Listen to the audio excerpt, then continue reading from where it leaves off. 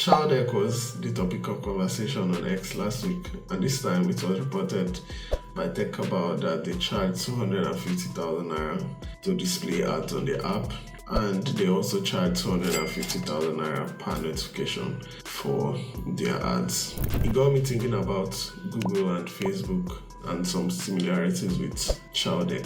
So I decided to make a video to talk about my thoughts on this report.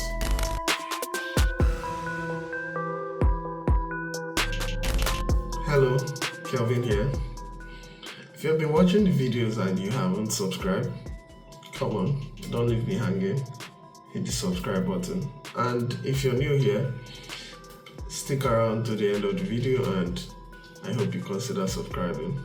The report on Chowdeck led to a number of conversations and it comes down to two things. The first thing is Chowdeck is gaining a lot of traction at the moment. They are making strategic partnerships, they are doing a lot of promotions, and there's a lot of buzz around the startup of late.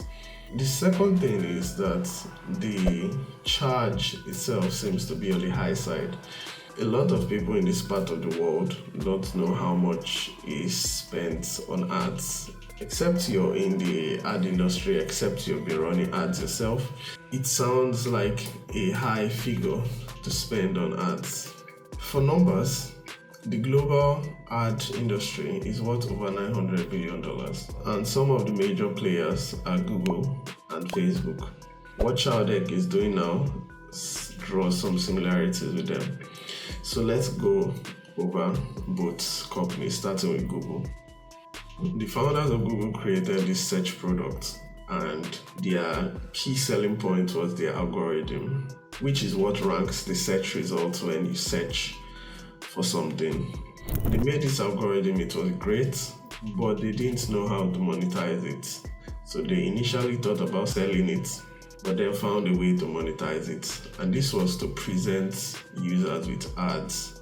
So when somebody goes to Google search, they are actively looking for something. So if you search something like Galaxy S24, they could present you with an ad for a place to buy Galaxy S24.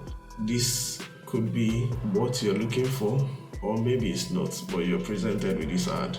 So now if it was something you're looking for and you click on it, everybody is happy. You get a place to buy your phone. The advertiser gets value because you've come to buy something from them, and then Google gets a cut for advertising that product for the advertiser. It's a simple model in theory, but obviously there are a lot of things under the hood. And this is the primary source of revenue for Alphabet, which is the parent company of Google. In 2020, Google Ads brought in $150 billion in revenue, which was 80% of Alphabet's revenue that year. And then you go to Facebook. When a user goes to Facebook, they are not actively searching for something. What they are going to check is their friends, their family, messaging, and things like that. At least in the early days, Facebook has evolved into kind of a marketplace, e-commerce thing. But in the early days, it was about connections and bringing people together. And so one thing Facebook has about every person is their demographics, their age, their location, their interests, people they talk with, what those people like, what those people are interested in.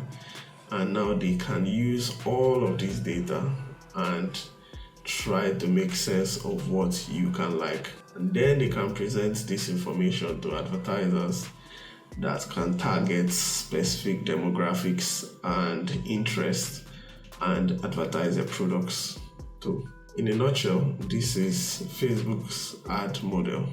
In 2021, Meta made about $117 billion. 99% of that was from ads. You would see that there's a lot of money that's spent in advertising. This is why these big companies invest in creating these tools that advertisers can use and benefit from. This brings me back to Chowdeck. Chowdeck has integrated a way for advertisers to also put out their ads on their platform. And for me, it feels a bit different from regular ads. For one, it's full screen. As soon as you open the app, if there's an ad, you see it fully displayed on the entire screen. The one thing I noticed is that they are always well designed, very neat, very clean, and very appealing if it's something that you're looking for. If it's not what you're looking for, you can close the ad and continue searching for the meal that brought you to the app. Also, at least on my end, they don't spam too many notifications. They tell you when there's a promo going on, and that's pretty much it. The main thing is we have to remember that Chowdeck is a startup, and one of the main things that I think about in the early days as a startup is survival. Getting to the next day, the next month, the next year, and then beyond that, you're thinking profitability. One way to achieve those goals is to diversify your revenue streams. And I feel like this is what Chowdeck is trying to do. They have a lot of traction at the moment. They have over 600,000 customers, and they are putting those things to the advertisers to show that you can advertise on our platform, and there are a lot of eyeballs that would see it. And I mean, they got GTCO on board recently with their ad, and that also was a curious thing for me because I used GT Bank. So what is the moral of the story? Well, you have to keep on innovating. As a startup, you have to adapt to changing conditions, and you always have to be ready to move fast. That's what Chowdeck is doing at the moment. In a continent with a lot of startups getting shut down, it's good to see one that seems to be doing well. Those are my thoughts on this particular topic. Let me know yours. Do you think that I am reaching, making the comparison with Facebook and Google? Or do you think there is more to it? Let me know in the comments. Do leave a like if you enjoyed the video, and consider subscribing for more. And I'll see you in the next one. Peace.